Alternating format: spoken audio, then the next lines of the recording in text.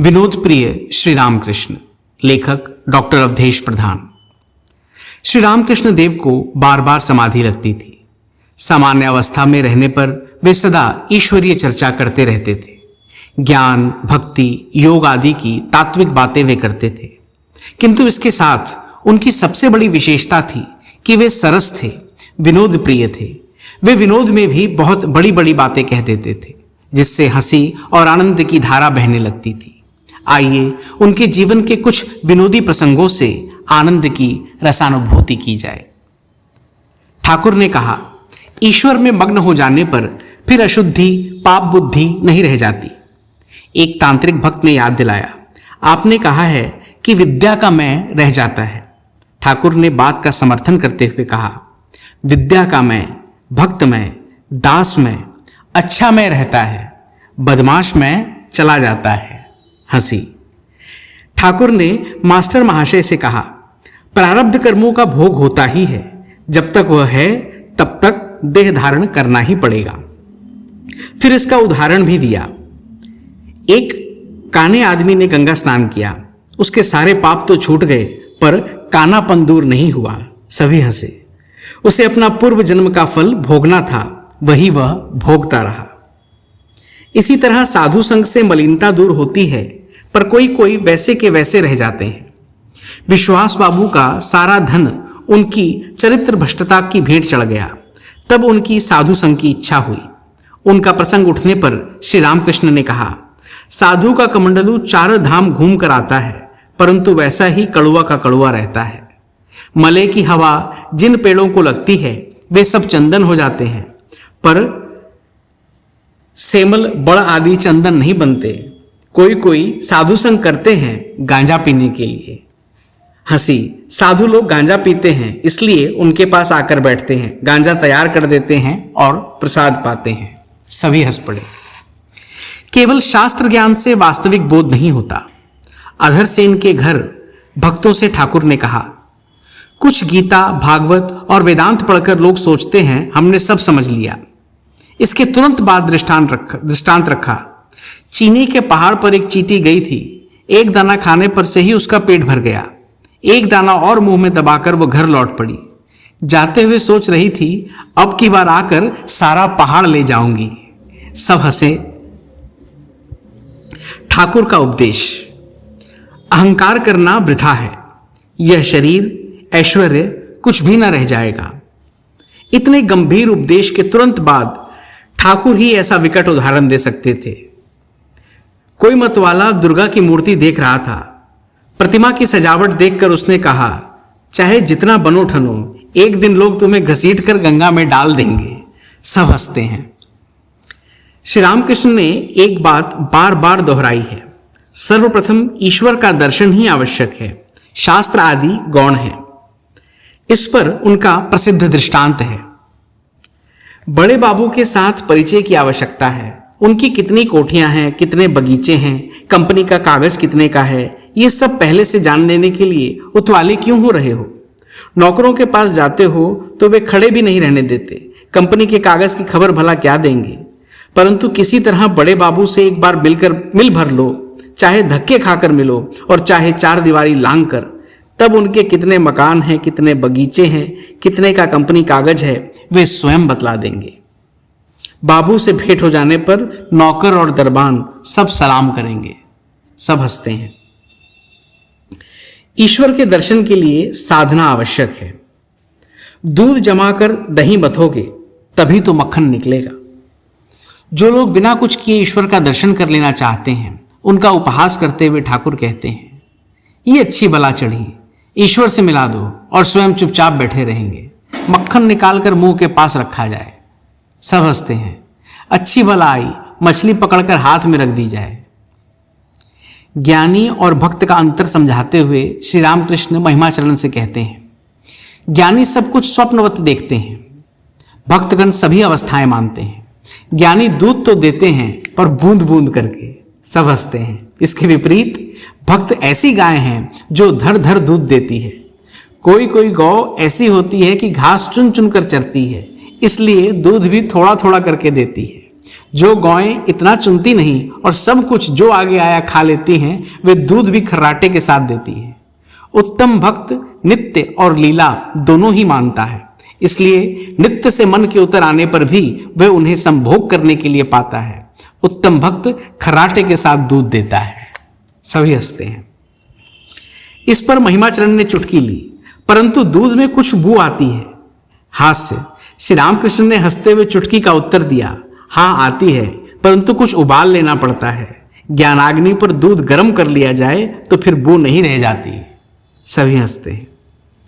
ठाकुर ने कहा, चैतन्य देव ने हरिनाम का प्रचार किया था, इसलिए अच्छा है।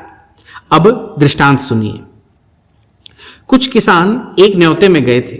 भोजन करते समय उनसे पूछा गया, तुम लोग आमले की खटाई खाओगे? उन्होंने कहा, बाबुओं ने अगर उसे खाया तो हमें भी देना। मतलब यह कि उन्होंने खाया होगा तो वह चीज अच्छी ही होगी। जब तक ईश्वर की उपलब्धि नहीं होती तभी तक तर्क विचार चलता है। ईश्वर लाभ के बाद यह सब बंद हो जाता है। ठाकुर ने इसके लिए कभी खाली और भरे घड़े का उदाहरण दिया और कभी भोज का। घड़े का उदाहरण हम देख चुके हैं, अब भोज का उदाहरण देखते हैं। जहां न्योता रहता है वहां शब्द तभी तक सुन पड़ता है जब तक लोग भोजन करने के लिए बैठते नहीं। तरकारी और पूड़ियां आई नहीं कि 12 आने गुल गपाड़ा घट जाता है। सभी हंसते हैं। दूसरी चीजें जो जो आती हैं त्यों त्यों आवाज घटती जाती है। दही आया कि बस सपासप आवाज रह गई, फिर भोजन हो जाने पर निद्रा। जितना ही ईश्वर की ओर बढ़ोगे विचार उतना ही घटता जाएगा। उन्हें पा लेने पर फिर शब्द या विचार नहीं रह जाते, तब रह जाती है निद्रा समाधि। श्री रामकृष्ण देव सकल विवाद भंजन थे और इस क्रम में हास्य विनोद उनका एक कारगर अस्त्र था। उनका द्वार सबके लिए खुला था। जो लोग आपस में विरोध या विद्वेष या वैमनस्य रखते थे उन सबको श्री रामकृष्ण देव के पास आकर स्नेह और अपनापन मिलता था। शरद पूर्णिमा को जल विहार के दौरान उन्होंने लक्ष्य किया कि विजय कृष्ण गोस्वामी और केशव चंद्र सेन संकुचित होकर बैठे हैं। दोनों के बीच समझौता कराते हुए उन्होंने केशव से कहा, अजी ये विजय आए हैं, तुम लोगों का झगड़ा विवाद मानो शिव और राम की लड़ाई है। राम के गुरु शिव हैं, दोनों में युद्ध भी हुआ, फिर संधि भी हो गई, पर शिव के भूत प्रेत और राम के बंदर ऐसे थे कि उनका किचकिचाना रुकता ही न था। सब जोर से हंस पड़े। उनका संकेत ब्राह्म समाज की दलबंदी की ओर था। संगठन में विभाजन और विवाद स्वाभाविक है, यह कहकर उनके बीच की कटुता मिटाते हुए आगे कहा, अपने ही लोग हैं, ऐसा होता ही है। लवकुश ने भी राम के साथ युद्ध किया था। फिर जानते हो ना, माँ और बेटी अलग से मंगलवार का व्रत रखती हैं। मानो माँ का मंगल और बेटी का मंगल अलग अलग है, परंतु वास्तव में तो माँ के मंगल से बेटी का मंगल होता है और बेटी के मंगल से माँ का। इसी तरह तुम में से एक के एक समाज हैं, अब दूसरे के भी एक चाहिए। सब हंसते हैं। पर यह सब आवश्यक है। तुम कहोगे कि जहां भगवान ने स्वयं लीला की वहां जटिला कुटिला की क्या आवश्यकता थी, पर जटिला कुटिला के सिवा लीला पुष्ट नहीं हो पाती, बिना उनके रंग नहीं चढ़ता। सब जोर से हंसते हैं। फिर उन्होंने केशव को समझाते हुए कहा कि तुम स्वभाव परख कर शिष्य नहीं बनाते, इसलिए आपस में इस तरह की फूट हुआ करती है। मनुष्य ऊपर से एक जैसे हैं, लेकिन सबका स्वभाव अलग है। किसी में सतोगुण अधिक है तो किसी में रजोगुण तो किसी में तमोगुण। फिर माहौल को और हल्का बनाते हुए उदाहरण दिया, गुजिया बाहर से एक सी दिखाई देती है, पर किसी के भीतर खोया, किसी के भीतर नारियल तो किसी के भीतर उड़द की दाल होती है। सभी हंसते हैं। एक दिन सुरेंद्र ने कहा, मेरी समझ में शायद केशव के संप्रदाय में अब कोई भी ढंग का आदमी नहीं रह गया है। श्री रामकृष्ण ने हंसते हुए टिप्पणी की, गोविंद अधिकारी अपनी नाटक मंडली में अच्छा आदमी नहीं रखता था, हिस्सा देने का भय जो था। सभी हंसे। इस टिप्पणी में ठाकुर का विशुद्ध विनोद भाव ही था। ब्राह्म समाज या उसके किसी गुट या व्यक्ति की निंदा में उनकी कोई रुचि न थी। 5 अप्रैल 1884 को रामचंद्र दत्त ने केशव चंद्र सेन और उनके नव विधान की बहुत आलोचना की। ठाकुर ने बार बार उस प्रसंग को टालने का प्रयास किया। फिर किसी ने कहा, ब्राह्मणगण कहते हैं कि परमहंस देव में संगठन शक्ति नहीं है, तो ठाकुर ने बात को टालने के लिए राम से कहा, अब ये बतलाओ मेरा हाथ क्यों टूटा, तुम इसी विषय पर एक लेक्चर दो। सब हंसते हैं। अनुचित प्रसंग या चर्चा को टालने का ये एक ढंग था। वैसे प्रयोजनानुसार वे कठिन से कठिन कुतर्क का मुंहतोड़ उत्तर देना जानते थे। बंकिम चंद्र चट्टोपाध्याय को समझाते हुए उन्होंने कहा, ज्ञान प्राप्त होने पर, ईश्वर का दर्शन हो जाने पर पुनर्जन्म नहीं होता। जैसे कि उबाले हुए धान को खेत में नहीं बोया जा सकता। इस पर बंकिम ने तर्क किया, घास पतवार से भी तो पेड़ का कार्य नहीं होता। श्री रामकृष्ण ने तुरंत प्रतिवाद किया, ज्ञान खर पतवार नहीं है, उपमा एकादशी है। तुमने न्यायशास्त्र नहीं पढ़ा? बाघ की तरह भयानक कहने से बाघ की तरह एक भारी दुम या बड़े भारी मुख से अर्थ हो, सो नहीं। सब हंसते हैं। शास्त्रज्ञ को शास्त्र के तर्क से पछाड़ना। आमतौर पर श्री रामकृष्ण इस अस्त्र का प्रयोग नहीं करते। उनका आजमाया हुआ अपना हथियार है। दृष्टांत, उदाहरण, कहानियां, कहावतें, वे भी ऐसी जो विनोदपूर्ण हों। कहानी लंबी भी हो सकती है, छोटी भी। श्री रामकृष्ण ने वैष्णव गोसाई से कहा, नाम के साथ ईश्वर के लिए अनुराग भी चाहिए। केवल नाम लेते जा रहा है, परिचित कामनी कांचन में है, इससे क्या होगा? अब उदाहरण और कहानी एक में मिलाकर व्याख्या की। गंगा स्नान से सब पाप मिट जाते हैं, सही, पर सब लोग कहते हैं कि वे पाप एक पेड़ पर चढ़े रहते हैं। जब वह मनुष्य गंगा जी से नहाकर लौटता है तो वे पुराने पाप पेड़ से कूदकर फिर उसके सिर पर सवार हो जाते हैं। सभी हंसते हैं। श्री रामकृष्ण कहा करते थे, समय ना होने पर कुछ नहीं होता। अब उदाहरण और एक छोटी कहानी एक साथ। लड़के ने कहा था, माँ अब मैं सोता हूँ, जब मुझे शौच लगे तब तुम जगा देना। माँ ने कहा, बेटा शौच लगने पर तुम स्वयं ही उठ जाओगे, मुझे उठाना न पड़ेगा। श्री रामकृष्ण हठ योग को अच्छा नहीं मानते थे। इससे केवल शरीर की ओर ध्यान लगा रहता है, ईश्वर की ओर नहीं। इस पर उन्होंने एक कहानी सुनाई। एक सुनार था, उसकी जीभ उलटकर तालू पर चढ़ गई थी। तब जड़ समाधि की तरह उसकी अवस्था हो गई। वह हिलता डुलता ना था। बहुत दिनों तक उसी अवस्था में रहा। लोग आकर उसकी पूजा करते थे। कुछ साल बाद एकाएक उसकी जीभ सीधी हो गई।